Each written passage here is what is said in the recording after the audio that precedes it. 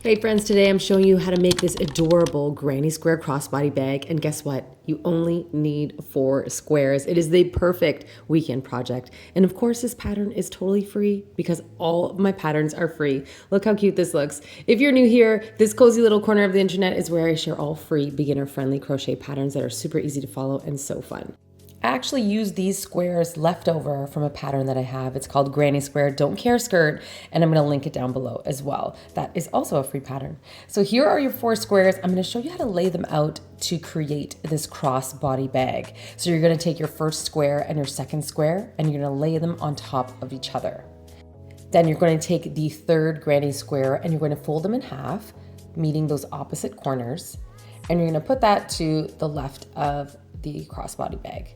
You're going to do the same with the 4th square. You're going to fold it in half and meet those opposite corners, and you're going to add it just like that to the other side of the bag. That is literally it. You're going to be seaming this together at the bottom and the sides, leaving the top open, and really that's all you need to do to create this crossbody bag. Here is a layout if you want to pause it here to see exactly how it looks for the front and the back. You're only using 2 and 4 in the middle, and 1 and 3 are obviously repeated at the front and the back. So we're going to seam this together, and really to keep this beginner friendly, I just used single crochets to attach all of these squares together. It really didn't take long. If you have a particular way of seaming your squares together, please go ahead and do that. I wanted to keep this as beginner friendly as possible. And of course we are working inside out. So whatever we are seaming that you can see now will be a little bit raised. So we will keep that inside the bag and turn it inside out once we're done seaming. So I was adding my squares as I was going along and seaming all of the ends together to keep the shape. And again, using single crochets to keep this beginner friendly. You want to make sure all stitches line up for each of the squares, and really be creative with your granny squares. You do not have to use this specific granny square pattern that I've provided here, but you absolutely can use it, and you can try to get creative with whatever granny squares you'd like.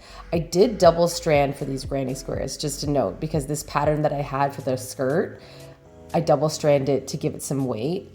You do not have to do that as well. But I did find it worked really well with this crossbody bag because it gave it some durability, and it was a little bit more thick than a regular granny square. So this was worsted weight yarn that I double stranded.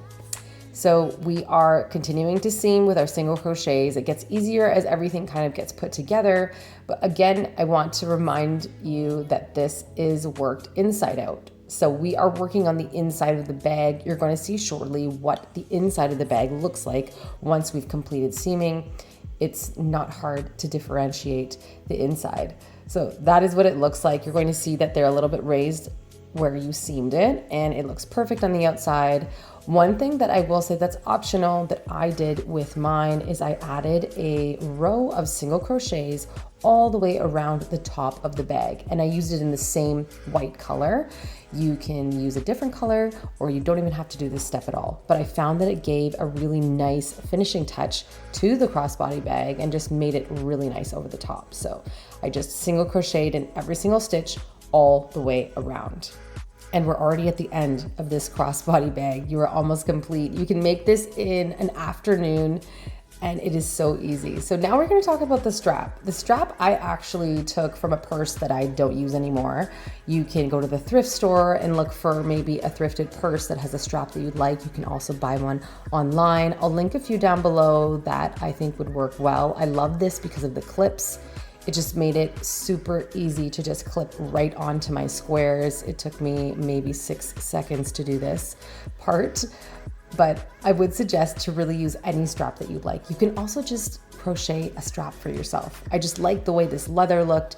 It gave it almost a store-bought feel, and it was really easy to attach, obviously. And it's an adjustable strap.